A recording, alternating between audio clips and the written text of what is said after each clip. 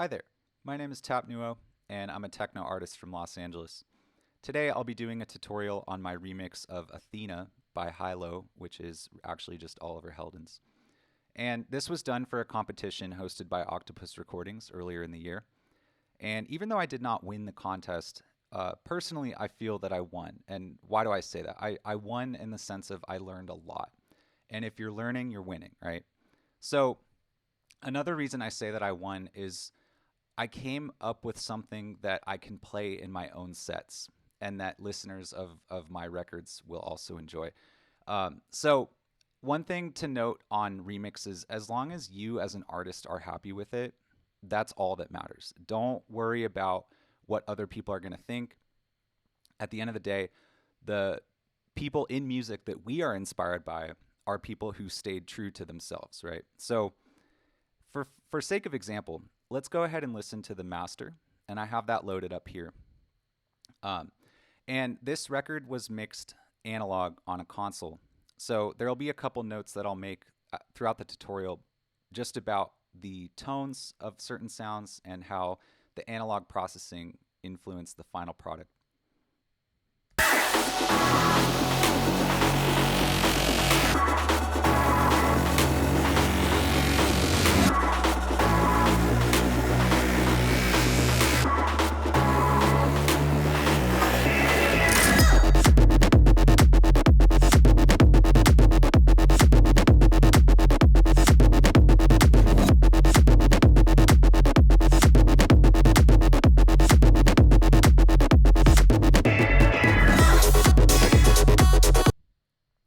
So as you can see, it's definitely more electro house than anything. And when I was making this remix, initially I tried to make a warehouse techno version of it. And even though normally I lean towards techno and I do consider myself a techno artist, I at the time was listening to a lot of electro house, specifically No Mana and artists on Mousetrap, so that sort of Mousetrap electro style. And as I was making the previous iteration of this remix, it felt very forced and it just felt very unnatural in the sense of like it wasn't something that I would play, it wasn't something I would groove to. So I kind of had to go back to square one and think, what are the records I'm listening to right now? And what are the records that are making me groove? And electro house with those really bouncy drums, that 128 BPM style was the ticket. So what I did is I started off with, usually in the beginning of all my records, I start with a kick drum. And the kick drum, if I remember correctly, was something that I got from a website called freesound.org. There's a couple other samples in this record that were pulled from that website. It's a great resource, great starting points. Oftentimes, I'll manipulate what I find from that website. And the kick sounds like this. So it's very straightforward. I have a tool called Smack Attack on here, which is just a transient shaper. It also has a nice internal distortion. As you can see, the clip is engaged.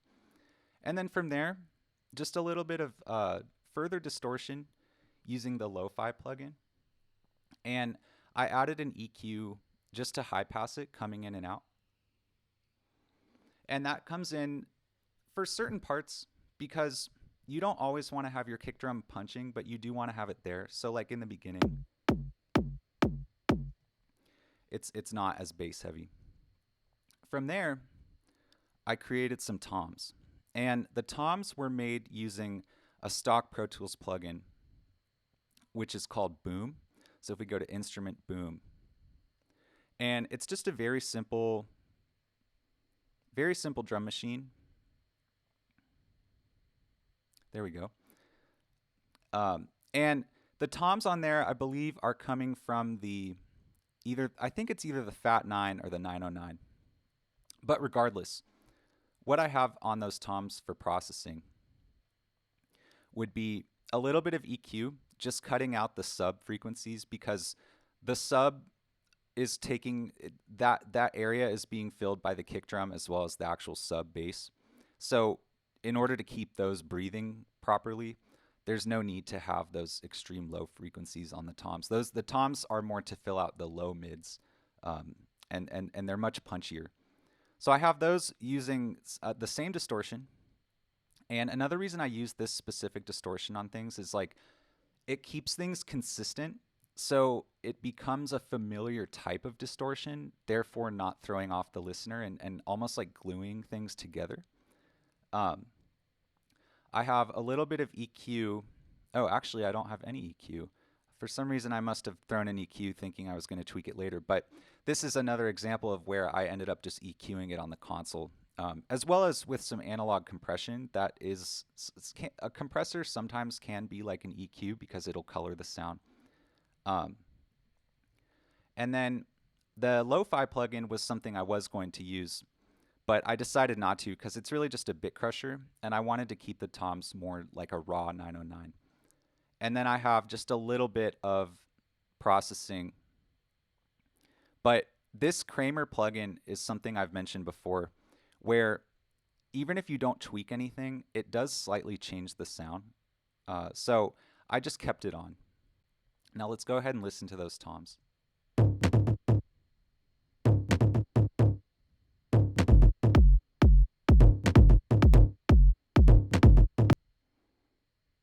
And those already are giving a very bouncy feel to the record. So now there's another effect coming into the rhythmic section. And it's not much. It's just a little bit of a higher frequency sound that does cut through the mix, especially after some analog processing. And that is, it's just being narrowed a little bit with the stereo image, as well as a little bit of boost in the mid-range, well, around 700. So then from there, we have just the hi-hats. And the hi-hats are something that I intentionally layered. So it's a couple different hi-hats all coming in at the same time. And you'll hear if I mute this little metal one,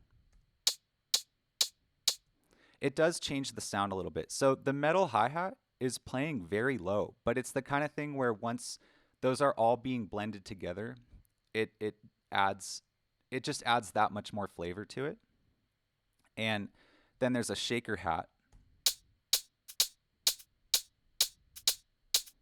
But even that is coming in very low. And so that dynamic range is something I wanted to keep, which is also why in a lot of my records, I don't do much compression. And the compression is something I save for when I'm physically in the studio because I just prefer to use an analog compressor. Partially for the color, partially because when I'm tweaking the settings on it, it just feels more real. It feels more tangible when you're physically twisting the knob and listening to how that responds. And then there's some claps, and these are like a clap effect. And this was something that was part of the original track. So that's what I should note is that the original track came with mostly audio stems. There was a little bit of MIDI as well. And I just pulled what I saw fit. I didn't end up using every single stem from the remix, and that's one thing to keep in mind when you're doing a remix. It's up to the discretion of the artist. So just because they do provide you with every single stem doesn't mean you need to use every single stem. But in this instance, I kept the clap effects.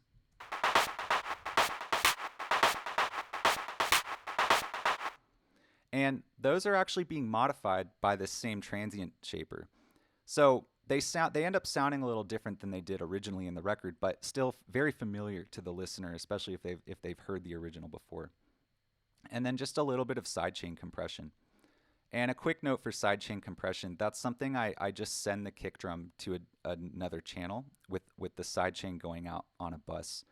And it's solo safe so that it engages no matter what. And then there's another hi-hat, which is really more of an effect. And it would be this little noise hat. And this hi-hat is actually coming from one of the drum machines in Logic. I just exported the file and decided to use it here. And this is an instance where I have a lot of contrast with the stereo imaging going on. So the main hi-hats are pretty mono. And then to emphasize that rhythmic variation, I have this one coming in. And it's a much more metallic hat than the other hats. And so it just provides a little bit of variation just to keep things moving. So if I play that with everything,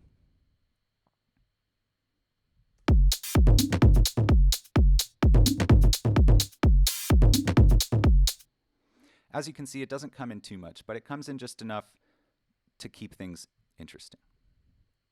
So from there, I have a little bit of some more effects, like the original record. The original record had like some cool build up and drop stuff, so I pulled a noise sweep out of Logic and imported it into this session just to add a little bit of a transition uh, signal that there is a transition happening. And then another thing I pulled out of Logic would be this Bit Crush tom. So it's just a tom coming from the Ultra Beat drum machine, and then I added a Bit Crusher here, but the Logic Bit Crusher is very different than the Pro Tools Bit Crusher. So there's both of those elements happening here. It's just the Logic one was rendered into the sound before I imported it. And that sound is another thing that's more of an effect, another thing to signal more of the arrangement than anything. And now let's go ahead to this growl, because the growl is another one of those rhythmic sounds. So that was something I had from my sample library, and I made it super wide, and then I boosted just a little bit of the lows with an EQ. And then let's see. Yeah, so I didn't engage that EQ in this. And that's one thing too on this remix. It was a little bit chaotic when I was making it because I was chasing that feeling, right? So I wanted to not necessarily worry about like if there were EQs left on but they weren't engaged or whatever, because I knew that once I got to the studio with the final product to mix down, that was what I was going to focus on. So I wanted to just keep the groove and not worry about like how organized the session was. Although for the most part, I would say it's very important to organize your sessions. But as long as you know what you're going towards, then it doesn't necessarily matter. Although for the sake of this tutorial, I probably should have organized it a little more. But I guess that keeps things honest in terms of my actual workflow. Now, from there, we have a little bit more of these clap effects. And these are from the original record. And those I didn't adjust it really at all. I widened them, and they are going to the reverb. But other than that, it's nothing crazy. There's a Hoover sound in the original record that I placed in certain parts for emphasis. And that would be something that's more of an effect. And then the breakbeat. So the original record has this cool classic sounding breakbeat that I wanted to incorporate because I really liked it. And it was something where when I was trying to make the techno version of the remix, I wasn't able to properly incorporate it. But then on this version, the Electro House version, it just made sense, especially on the break. So what I did is I took the original breakbeat and I added a flanger.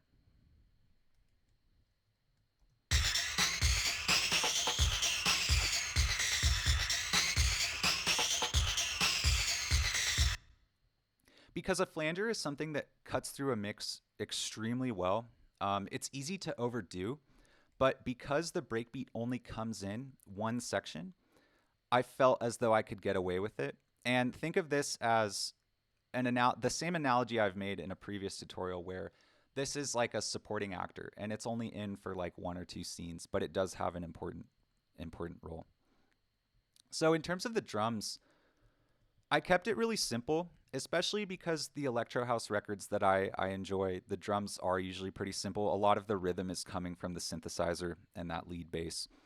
And that's what I want to dive into today. So I actually made the lead bass off of the sub channel. And for the sub, all that is the same technique I use on most of my projects, which would be the signal generator. And with an analyzer, that's just playing off of the same frequency as the kick drum.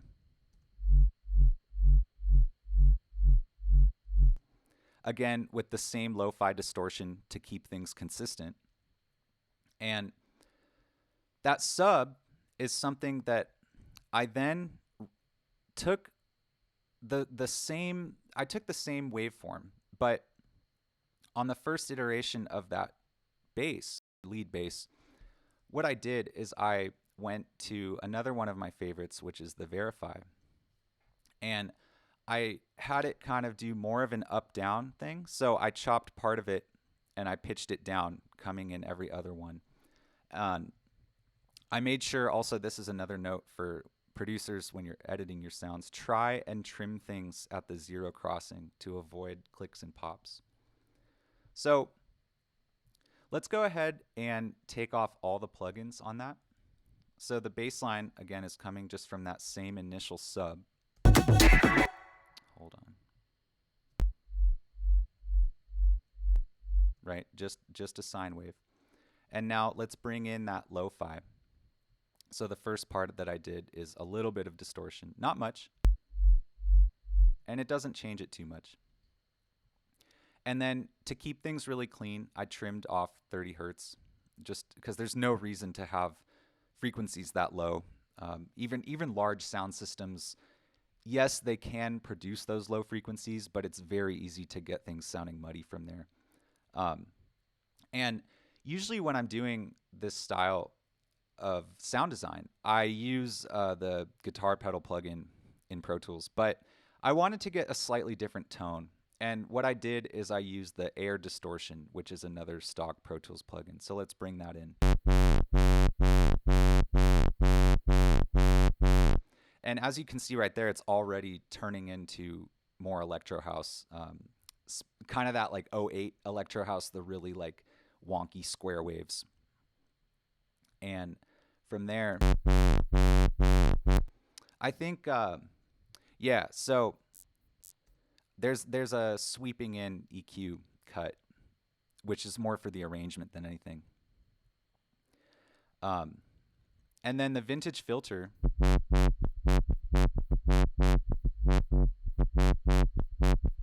so that really starts to make it talk. And the way that it's doing that is, you know what, let me make this a little bit smaller. So the way that that vintage filter is creating movement in the sound is the LFO rate is being automated. And you'll see here, so that changes in and out. And the way I came up with that was as I was listening to that initial sound with the drums on top of it, I started tweaking that knob and I got into a groove where I would go one way and then go back and then go one way and go back. And I really like that. So I drew that in.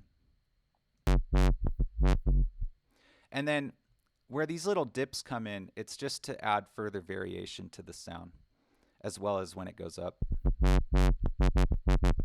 And same there. So that was kind of like the foundation, right? But then we always want to make that initial foundation even more interesting, have more character. So I added in the R bass just to give it a little more sub.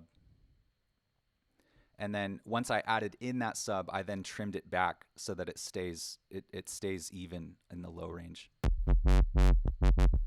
With a little bit of multi-band compression as well. Not much though. And then from there, just the Kramer, again, boosting very lightly. So that was the first portion, right? And then I oftentimes, when I'm doing this technique where I'm going from just a raw sine wave, I do this in stages. So let's go ahead and make that, let's make that inactive. And then let's go now to what that was printed into, right? So once that was printed out, I still had some work to do on the arrangement. So you'll see it's kind of in chunks. But once I got a little bit more of an arrangement down, that was when things really started to come into play, right? So let's solo that.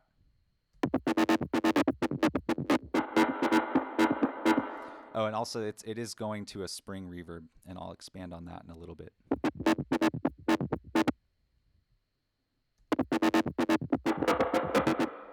So it has a little bit of EQ going on, not much. And then these talk boxes are coming in, these are automated.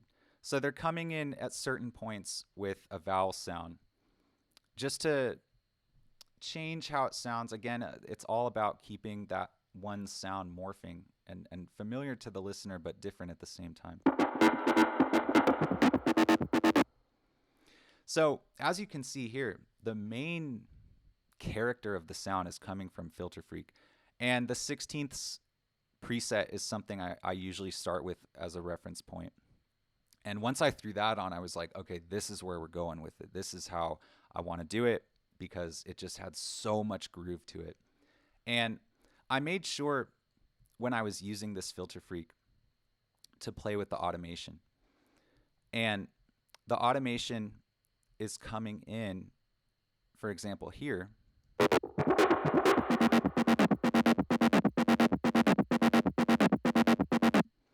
So it's actually just changing the note that it's playing. And I really just did that by ear. Um, I wasn't I wasn't really trying to type in a specific note or anything. I was just listening to it as it was playing with the drums and figuring out what sounded good. So another thing too is that Filter Freak, the internal distortion is what gives it so much character.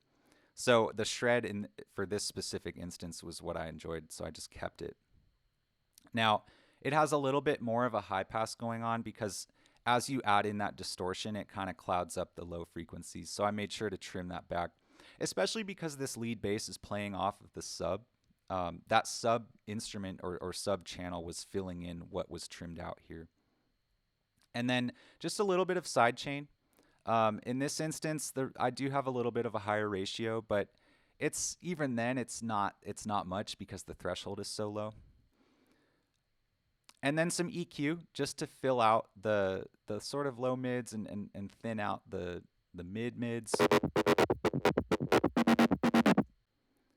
The Kramer, again, my go-to tool.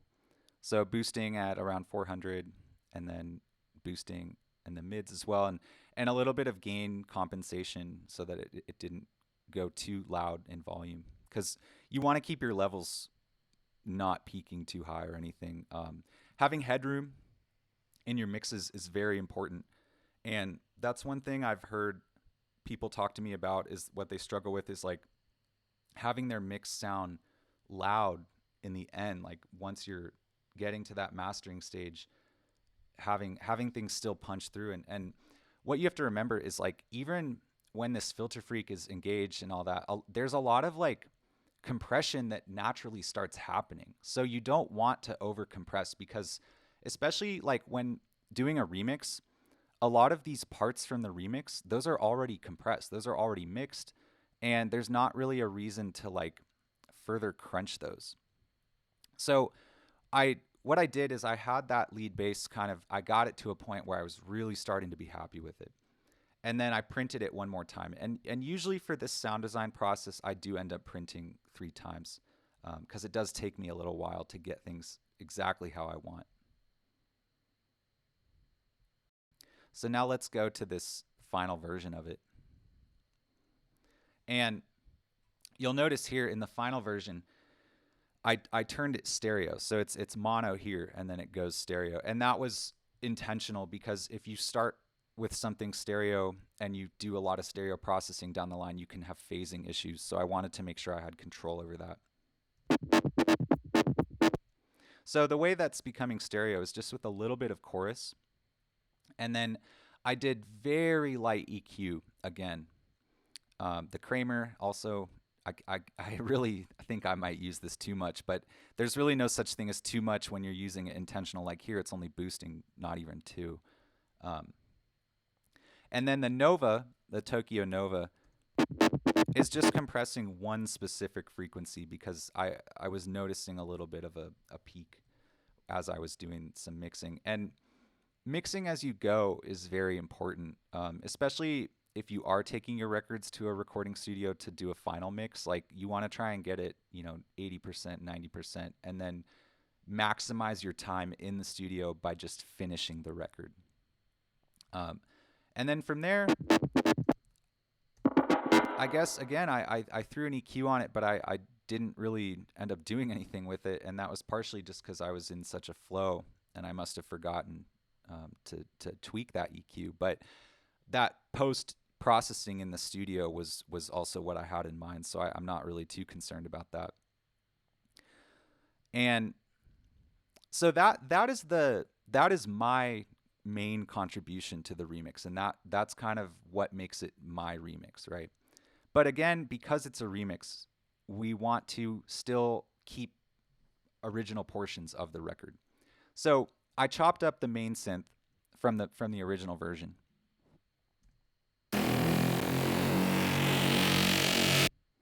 And let's hear that without the processing that I applied to it.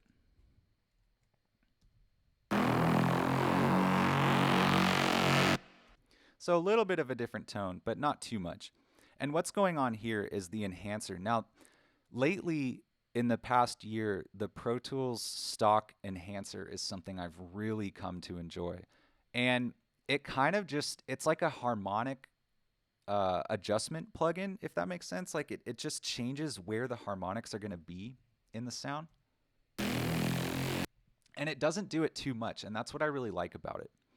So then from there, just some very light EQ to pulling out some frequencies that were probably generated by the enhancer. And the Kramer again, but as you can see, it's boosting, only 2.4 at 250, so it's not doing too much. Because these sounds, like I said, these are already mixed. There's not really a reason to do too much processing to them. I widened it slightly, and that was really just for taste, especially because a lot of the other portions that I've discussed so far were not that wide, so it helped it stand out a little better. The vintage filter is something that comes in a later portion. So like coming into the breakdown and coming into the drop.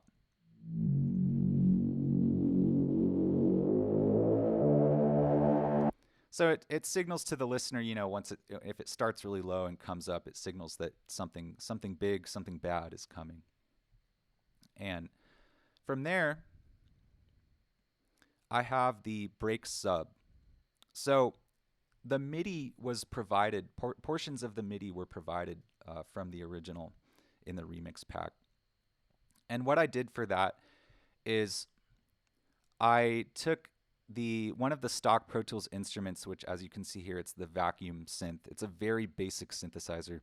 I just took that and threw it on the MIDI with the same lo-fi plugin, a very little bit of EQ, and then some sidechain compression. And what that turned into was this.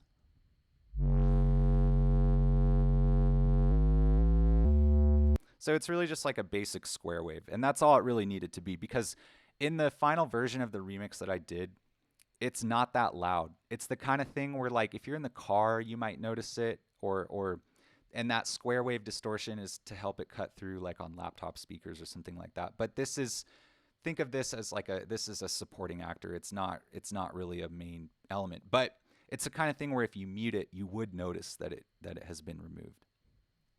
And that was a thing that I added only on the breakdowns to further tie in the original into the electro house take that I put on it.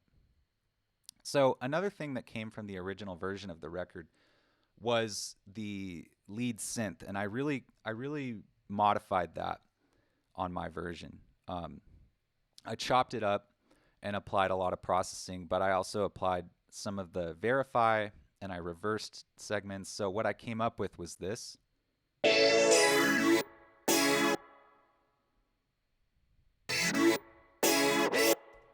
So let's hear that without any processing.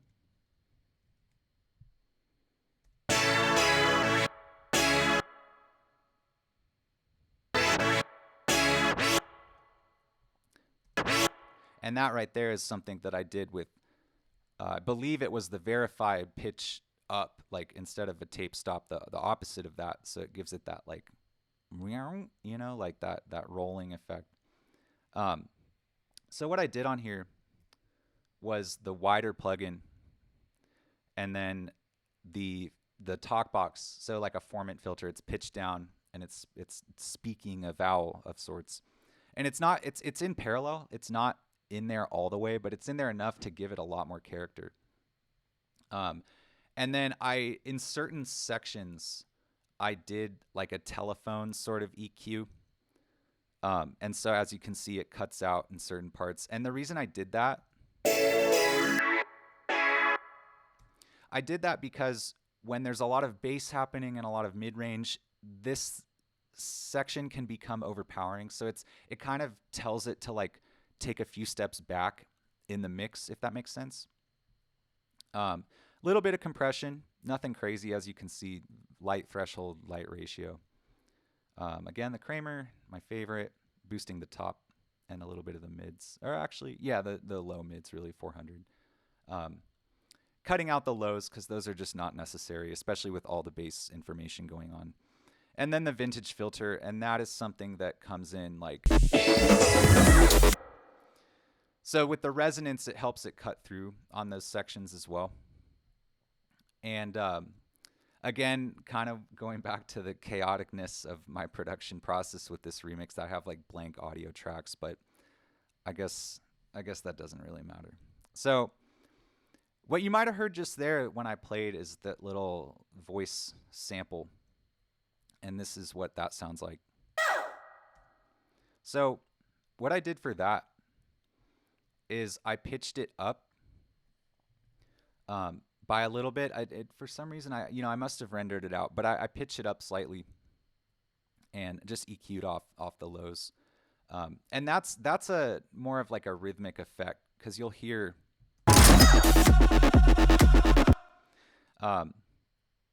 how that comes in. It kind of plays off of this cash register sound, and this is something I pulled from freesound.org.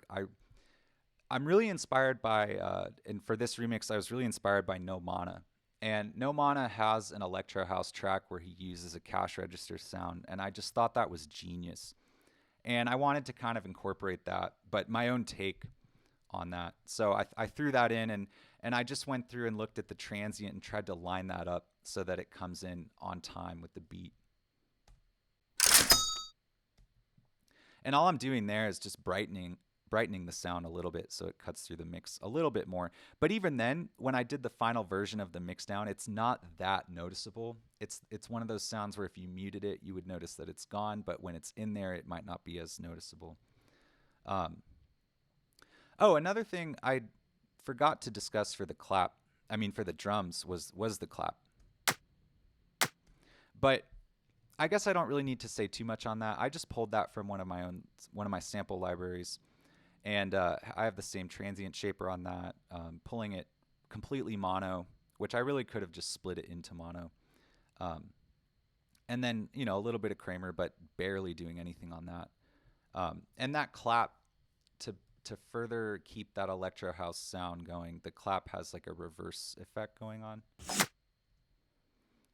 And that's just to add some more bounce to it.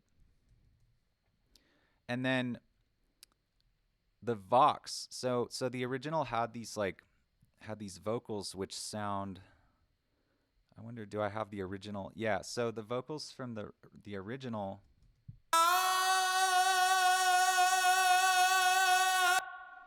So I kept those in for part of it, but I really expanded upon modifying those more than anything. So like coming in and it's kind of playing a polyrhythm is the Vox. I chopped it.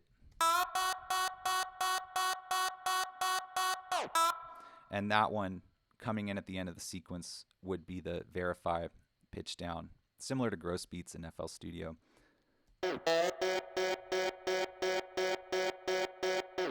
So then I just pitched it down for that next iteration of it, or next sequence, I guess. Yeah, like I said, kept some of the original, but then one thing I want to talk about is the importance of not just using one program. And there's a program which I'm sure many of you know about called Audacity, and it has a great free, it's a free program, but it has a great plugin called Paul Stretch.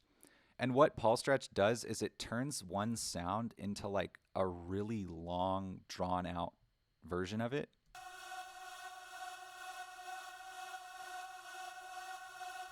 So it's a good way to make those sort of background sounds out of one sound, especially if it's a more legato sound. Like with more transient heavy sounds, it doesn't always work.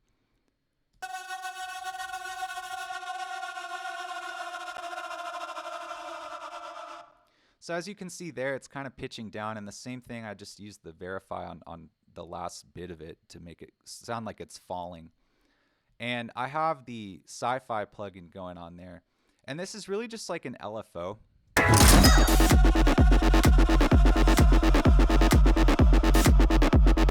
And it just keeps it going left, right, left, right, left, right. It's almost like an auto pan. And you can adjust the parameters on that. But the bad contact preset is something I usually start with.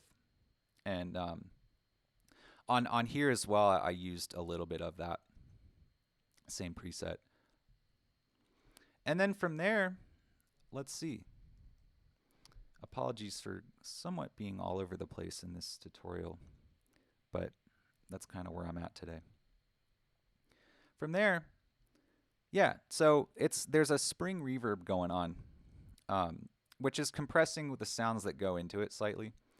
And then it's a slapback reverb preset that I tweaked a little bit.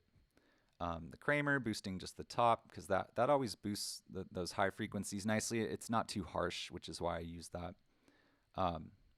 Very little EQ. And then widening that spring reverb. And then there's another reverb going on, which is the R-verb tight room preset. And sometimes for reverbs, I do sync it to the tempo, but if I like how it sounds when it's not synced, I don't really question that. And then from there, I have the bass going into some sends. And what that's doing is just adding a little bit of distortion and a little bit of stereo image processing. And then this is another thing that was used more, not as a reverb, but more as like to add depth to some of the sounds. So they're sending into here, and it's just cutting off the lows, making it wider.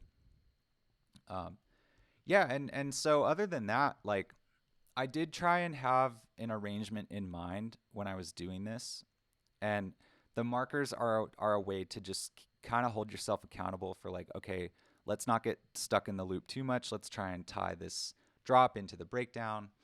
And one way that I did that was the electro house type synth. It is very prominent throughout the track, but I couldn't just do that the whole time. So going in from the break to the drop, I had to kind of like tease more of the original back in.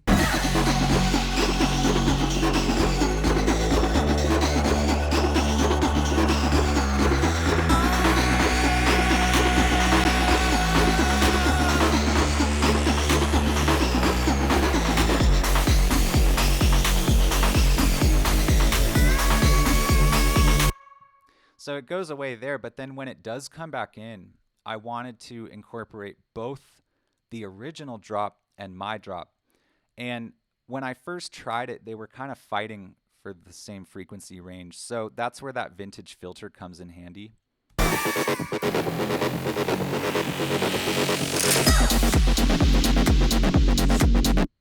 Especially once that electro synth changes notes, and this is low pass, it allows it to cut through a little better. And then for the mix out, I wanted to make sure I had something that I could loop properly and incorporate into a DJ mix.